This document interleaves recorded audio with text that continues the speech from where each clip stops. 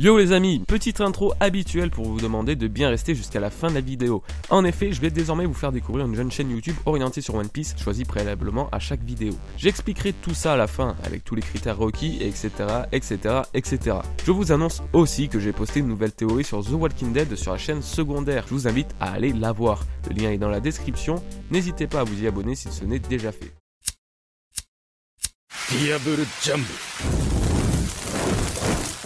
Donc, aujourd'hui on va récapituler, ou du moins analyser 5 pouvoirs propres à Luffy. Alors oui, je sais, le titre est putaclic, blablabla, sauf que si vous faites gaffe, j'en fais de moins en moins, donc je me permets ce petit écart, je vous prie de pas m'en vouloir.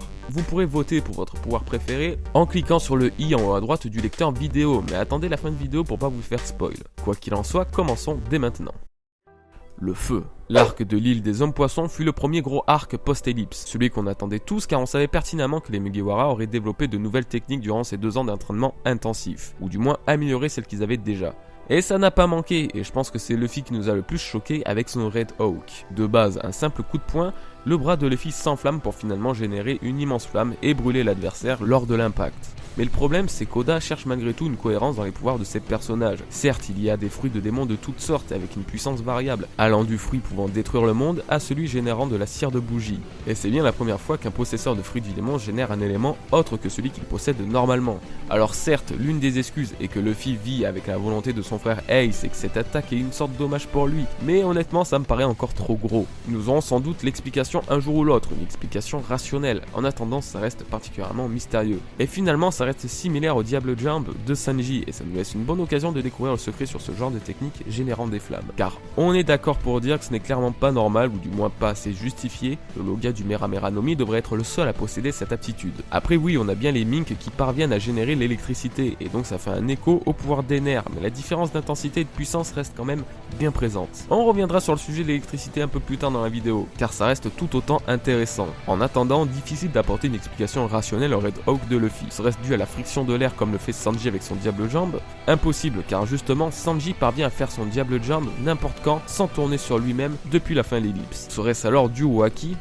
Là je vois pas d'autre explication, je reste persuadé qu'on ne connaît que 50 ou 60% des fonctions réelles du Haki, et que le pourcentage restant sera révélé à mesure qu'on en avance dans le manga, et à mesure que Luffy et ses ennemis progressent. Et puis honnêtement, ça me semble la seule option envisageable.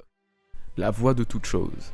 Intégrée pour la première fois à l'arc de l'île des hommes poissons, encore une fois, la voix de toute chose est une capacité très particulière que seules quelques personnes dans le monde possèdent. Actuellement, nous en connaissons officiellement que 2, Goldie Roger et Luffy. Goldie Roger, lui, pouvait carrément entendre la voix émanant des poneglyphes, en plus des monstres marins, ce qui lui a permis de comprendre leur véritable sens. Luffy, lui, n'a pas encore entendu la voix des poneglyphes. En même temps, il n'en a pas réellement besoin étant donné que Nico Robin peut les déchiffrer. Mais ça reste une aptitude intéressante et qui a une origine qui l'est tout autant. J'en ai parlé récemment dans ma très grosse vidéo sur le peuple des Dix et l'ancien royaume. Je vous invite d'ailleurs à aller la regarder car d'après les retours des abonnés, elle semble être très intéressante. Nous ne savons pas réellement à quoi sert cette capacité et dans un premier temps, on peut penser qu'elle est totalement inutile. Oui, entendre les monstres marins c'est bien beau, mais il y a déjà Shirahoshi alias Poséidon qui est capable de le faire, et en beaucoup mieux car elle peut contrôler les monstres marins, tandis que Luffy lui se contente de les entendre. Si on suit ma théorie, seuls les Dix peuvent entendre la voix de toute chose, et si cette théorie s'avère exacte, dans ce cas, entendre la voix de toute chose pourrait avoir un lien pour trouver Raftel, qui est sans doute l'ancien royaume. Et donc, on apprendrait que seuls les Dix, peuple avec ce pouvoir, peuvent trouver l'emplacement de l'ancien royaume ou alors y accéder, ce qui expliquerait pourquoi les empereurs actuels n'y parviennent pas. Avouez, ça serait juste épique que la voix des Dix tués lors de la guerre les confrontant à l'ancien gouvernement mondial retentisse autour de l'ancien royaume, que seuls les Dix puissent les entendre et s'en servent pour être guidés vers les ruines de Raftel. Ok, c'est glauque, mais épique, et ça donnerait une explication relativement sympa et logique à l'utilisation de la voix de toute chose.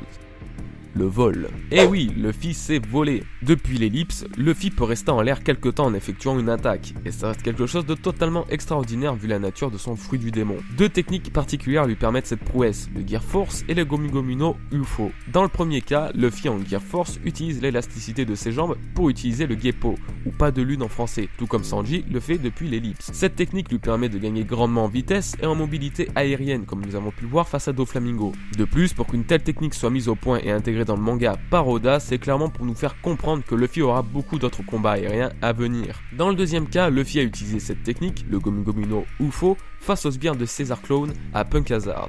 Alors qu'elle a un aspect finalement assez comique, cette technique me semble quand même bien plus travaillée que ça. Luffy arrive à contrôler sa trajectoire afin d'aller dans un peu toutes les directions. Bon alors là il n'est pas question de guépo comme pour le Gear Force. Luffy tourne simplement ses jambes à une vitesse ahurissante qui le maintient à une hauteur constante. Que ce soit un sketch ou pas, cette technique lui permet réellement cette prouesse. C'était peut-être même un petit foreshadow pour le Gear Force. Dans tous les cas, et comme je le disais un peu plus tôt, pour que Luffy ait des techniques lui permettant de voler ou du moins de rester en suspension dans les airs, c'est sans aucun doute pour nous faire comprendre qu'il aura beaucoup plus de combats aériens à l'avenir. Et si c'était face à Kaido, si jamais ce dernier pouvait voler, ce qui expliquerait par ailleurs comment il a pu monter sur une île céleste, on retrouverait peut-être des techniques de vol inédites de Luffy grâce à ses gears. Et il délaisserait un peu le plancher des vaches pour se fight contre l'empereur dans les airs. Bon ok, ça me paraît un peu what the fuck aussi, mais il faut le garder à l'esprit, on sait jamais.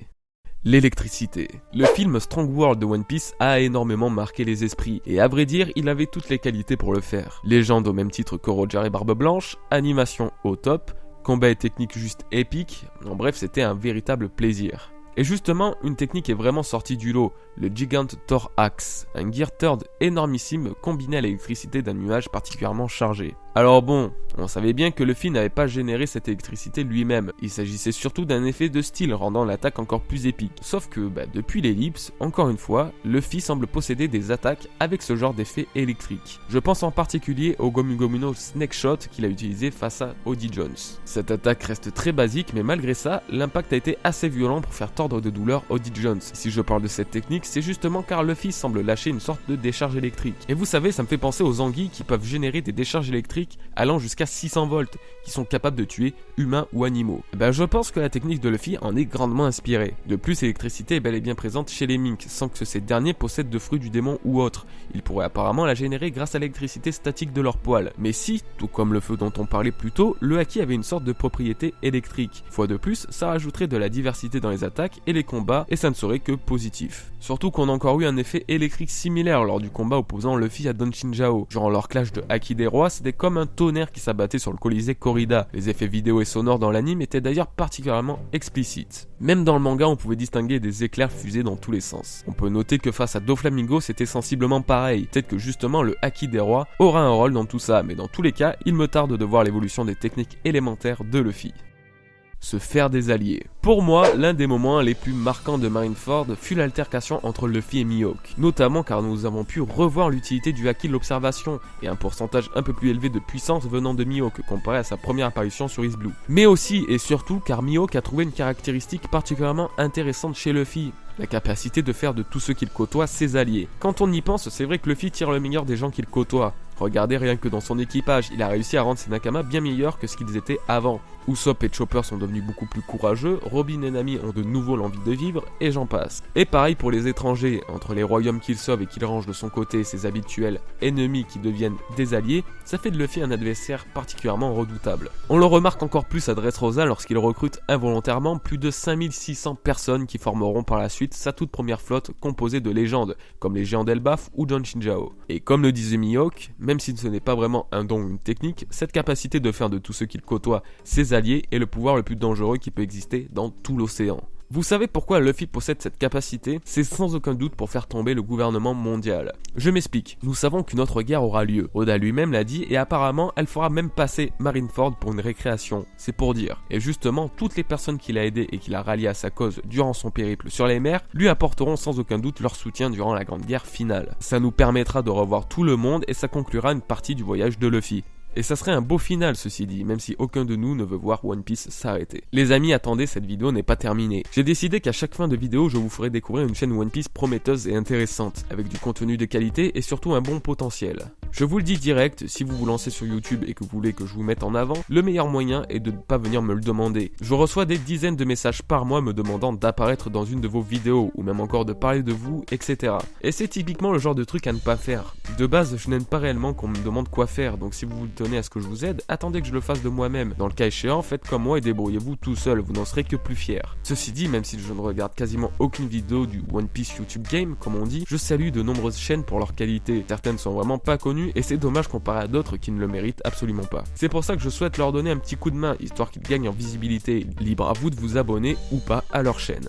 Donc voici ma première victime. Il s'agit de Shinro qui a créé sa chaîne tout récemment, qui comptabilise de très très belle statistique car il a déjà 300 abonnés alors qu'il n'a sorti qu'une vidéo qui a par ailleurs atteint les 2800 vues en plus de 2 semaines. Si j'ai qu'un seul reproche à faire, c'est pour le montage. Il est très cool mais il est malheureusement trop similaire à celui qu'on voit dans toutes les vidéos théorie One Piece. Je sais que c'est pas évident de faire quelque chose de totalement différent car en regardant des vidéos théorie One Piece, on peut très facilement être influencé sur le montage. Mais un petit peu de nouveauté, ça ferait franchement du bien. De toute façon, tu trouveras ton propre style au fur et à mesure que tu feras des vidéos. Donc ne t'inquiète pas trop de ce côté, essaie de toujours vouloir t'améliorer tout en restant à l'écoute de ta communauté. Mais sinon c'est top, l'audio reste à améliorer mais il est amplement suffisant pour le moment. En plus il risque de faire des vidéos sur My Hero Academia et là ça va balancer du lourd. Pour ceux qui n'ont pas encore lu ce manga, je vous le conseille vivement. Sur ce, je vous invite à vous abonner à sa chaîne, le lien est dans sa description. Nous concernant, on se retrouve très bientôt pour une nouvelle vidéo, n'hésitez pas non plus à laisser un petit j'aime si cette dernière vous a plu. Je vous souhaite un très bon week-end les amis, peace à vous.